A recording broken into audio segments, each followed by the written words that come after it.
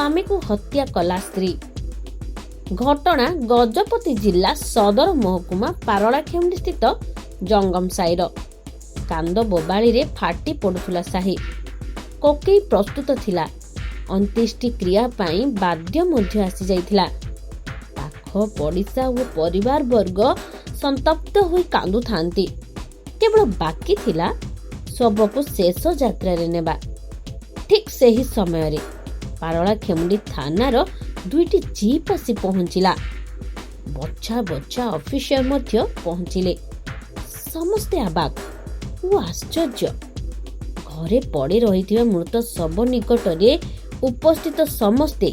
जीए पारिला CA सेठारु खसिले। परे जना पड़िला जो शवटी थिला तांको पिता अभियोग करथिले थाना रे। तेबे अभियोग कौन थिला आसंतु देखिबा। आज दिलेश्वर राव नामक जड़े वयस्क लोक आसिक थाना रिपोर्ट कले जे आज सकाळे से पुओ जे कि जंगम सारे रहती ना है विजय कुमार बयस पाखापाखि 40 वर्ष हम से घर को जो गले देखिले मृत शरीर अच्छी एवं बहु शारदा को से पचारे कौन है काली रात तुम झगड़ा होती आज कौन हो बहु कहला जे नाई झगड़ा हो गला राति मुझे ठेलीदेली ठेलिक मुंड तले पड़गले पर उठिला आउ थे मुझे बेक चिपीदेली कौन से धारवा अस्तर चारिपटे रांपी देते सका से पर्यटन से कही नथिले क्या साई पड़िशा और बापा समस्त मिसिक अनेक घर अन्य परिवार लोक वर्ग मिसिक आसी देखला डेड बॉडी खोलिक देखला से क्षय क्षत आघात सब देखिए जापारे जे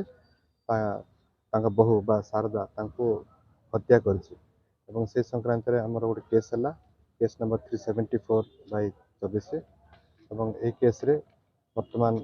शारदा को आम अटका रखिक पचराउचरा करुचु पोस्टमार्टम वर्तमान डेड बॉडी आनीचु साइंटिफिक टीम आसछन्ते स्पॉट विजिट भी चली घर हिंसा एवं से प्राथमिक तदंत जना पड़े जे ये किसी काम करे ना विजय किसी काम करे ना मद पीए बोलिए वाइफ भी एलिगेशन कर तो प्रॉपर कारण नुह तथापि तार मोटिवटा कौन थी विषय परवर्ती आम इंट्रोगेशन पर ही आम जापर। जंगम साईर विजय कुमार तांको पत्नी हत्या करिथिबा मृतकंक पिता बी दिलेश्वर राव पुलिस को अभियोग जणाइथिले।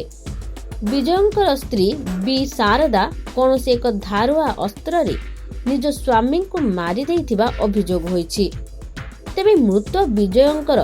छाती सारा कटा दाग रहिथिबा बेले शरीरर विभिन्न अंश रे माड़ होइथिबार परिलक्षित होइछि। जेतेबेले मृतकंक बापा पुअर मृत शरीर एही अवस्था देखिले संदेह रे पुलिस को जणाइथिले किंतु अंत्येष्टि पाई समस्त जुगाड़ होई सारिथिला। साही रे फुसुरु फासुरु कथा चली थाए तथापि ना आईन रो द्वारस्थ हेबा पाई की चेष्टा करिथिले ना पुलिस को कई सूचना देइथिले। जदि मृतकंक पिता पुलिस को खबर देई न थांते बी विजयंक मृत्यु रहस्य होई रही जाई थांता। सेपटे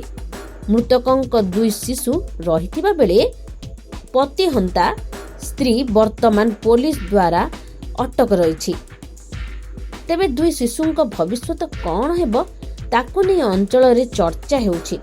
किंतु पारलाखेमुंडी पुलिस 374/24 रे एक हत्या मामला रुजु करी बीएनएस 103(1) धारा लगाई तदंत जारी रखिछि। मरिगले बोले कहले तांको मिसेसटा विजय कुमार मिसेस बेसी झगड़ा करछि सबुदिन झगड़ा करिकी यार साइड बुलियार सब जाटा करछि कले मत तुंचन रही से मत पीवार मत पीले मत से चुपचाप आसी घर भीतर शुई पड़े काली आमर माँ गला सकाल जाकि कौन ताकू कौन प्रोब्लेम है कि जाकि देखिक आइला आइला पर आज सकाल मु ऑफिस बाहर लोक माँ आज सकाल दिशु ना माँ कौड़ गला कहला ना घर गला बोले कहला मत मोर मिसेस कहला कहला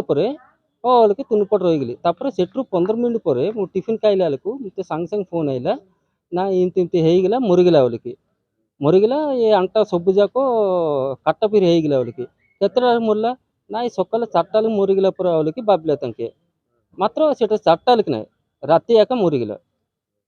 ସେ ଭିତରେ କ'ଣ ତାପରେ ମୁଁ ଇନଫର୍ମେସନ୍ ସମସ୍ତ ପାଖରେ କାଢ଼ିବାଟା ସବୁ ଯାକ ଜାଣିବାର କ'ଣ ହେଲେ କହିଲେ ଏବେ ମଧ୍ୟ ମୁଁ ଥାନା ଗଲି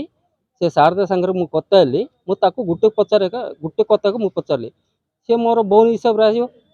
ମୁଁ ତାକୁ ପଚାରିଲି କ'ଣ ହେଲା ମା କ'ଣ ହେଲେ କି ନା କିଛି ନାହିଁ ନା କାଲି ରାତିରେ ମଦ ପିଇକି ଆସିକି ସେ ପଛକାନି ବାଡ଼ି ଆଡ଼େ ପଡ଼ିଗଲା ବୋଲିକି ମୋତେ କହିଲା ପରେ କ'ଣ ହେଲେ ନାଇଁ ପଛକାନି ମାଡ଼ ବାଜିଗଲା ହେଇଗଲା ପରେ କ'ଣ ହେଲା ମା ନାଇଁ 3ଟା ଯାଏଁ ବୋଲିକି ଟିକେ ଘର ଭିତରେ ଟିକେ ଡିସ୍ପେନ୍ସ କଲେ ମୁଁ ଛାତ ଉପରେ ମାରିଦେଲି ବୋଲି ମୋତେ କହିଲା ଛାତ ଉପରେ ମାରିଲେ ବୋଲିକି ଚିହ୍ନ ଯାକ କେମିତି ଆଇଲା ମୁଁ ସେଟା ମୁଁ ଜାଣିନି ବୋଲି କହିଲା ତୁମେ ତ ସେଟା ଜାଣିନୁ ତାପରେ ବେକ ଉପରେ କେମିତି ଚିହ୍ନ ଆସିଲା ବୋଲି ମୁଁ ପଚାରିଲା ମୁଣ୍ଡ ତଳେ କରିକି ରହିଗଲା ଏପର୍ଯ୍ୟନ୍ତ ମାତ୍ର ସେଟା ମାତ୍ର ସମାଧାନ ଦେଉନି ସେ ଏକା କରିଥିଲା ସେ କେବେଠୁ ଟାର୍ଗେଟ ପକେଇଲା ସେ କେତେ ନ୍ୟୁସେନ୍ସ କରୁଛି ଆମେ ମଧ୍ୟ ଜାଣିଛୁ ହେଲେ ମଧ୍ୟ ତାର ଫ୍ୟାମିଲି ମ୍ୟାଟରରେ ଆମେ କ'ଣ ପାଇଁ ପଶିବାର ଅଛି ବୋଲି ଆମେ ତୁନପଡ଼ ରହିଗଲୁ ସେ ଡେଥ୍ ହେଇଛି ବୋଲି କହିଲେ ସକାଳେ ତାଙ୍କେ ସେ ଝିଅ ଆକା ଆମକୁ ଫୋନ୍ କରିଥିଲା ସେ ମୋର ଶଳା ହେବ ସେ ସକାଳେ ମୋତେ ଫୋନ୍ କରିଥିଲା ଯାଇଥିଲେ ଦେଖିଲା ବେଳକୁ ମରିଯାଇଛି ବୋଲିକି କହିଲେ ମରିଯାଇଛି କ'ଣ ହେଇଛି ବୋଲି କହିବାରୁ ସେ କିଛି କହିପାରିଲାନି ପାଟିରୁ ରକ୍ତ ବାହାରୁଥିଲା କ'ଣ ହେଲା ରକ୍ତ ବାହାରୁଛି ବୋଲି କହିଲେ ନାଇଁ ଦେହ କ'ଣ ଭଲ ନାହିଁ ନା କ'ଣ ବୋଲି କହିବାରୁ ସେ କିଛି କହିପାରିଲାନି ହେଲେ ସେଠି ପଡ଼ିଶା ଲୋକ କହିଲେ ନାଇଁ ରକ୍ତ ଆସୁଥିଲା ତ ଆମେ ଆଗ ପୁଛିଲୁ ବୋଲିକି କହିଲେ ସେ ପଡ଼ିଶା ଆଗ୍ରହ ଝିଅମାନେ ଜାଣିଛନ୍ତି ତାଙ୍କେ ଆଇକି କହିଛନ୍ତି ହେଲେ ତାପରେ ଆମେ ହଉ କ'ଣ ଦେହ ଭଲ ନାହିଁ ନା କ'ଣ ବୋଲିକି ଆମେ ଭାବିଥିଲୁ ଯେତେବେଳେ ତାଙ୍କ ବାପା ମା ନଥିଲା ତାଙ୍କ ମା ତା ଭଉଣୀ ନଥିଲା ତାଙ୍କ ଭଉଣୀ ବି ଆସିଲା ଦେଖିଲା ଲୋକ ଆମେ ଆମର ଯେଉଁ କାର୍ଯ୍ୟକ୍ରମ ଥିବ ସେ କାର୍ଯ୍ୟକ୍ରମ କରିବୁ ବୋଲିକି ସାର୍ଟ ପିନ୍ଧିଛି ସେଟା ବାନିଆନଟା କାଢ଼ିଲା ବେଳକୁ ଛାତି ଯାକ କଳା ହେଇଯାଇଛି ଛାତି ମଝିରେ ଗୋଟେ କଣା ଅଛି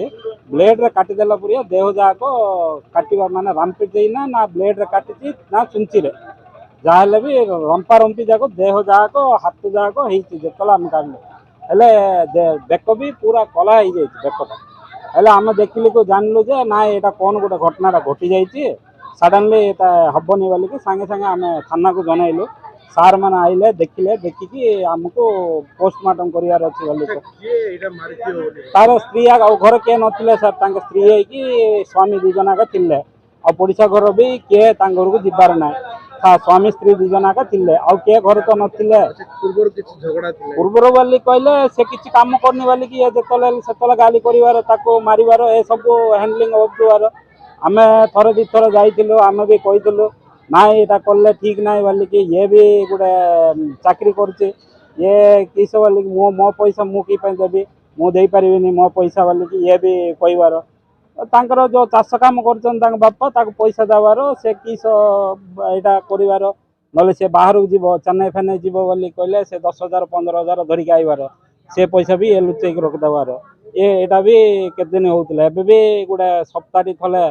ଆମକୁ ସେ କ'ଣ ଦେହ ଭଲ ନାହିଁ ବୋଲିକି ସେ ମଦ ପିଇକି ଆଇଛି ବୋଲିକି କି ଆମର ରାତିରେ ଶୋଇବା ବଟିକା ଯାକ ବି ନେଇ କେତେଟା ମନଇଚ୍ଛ ପକେଇଦେଲା ବି ନେଇ 3 ଦିନ ସେ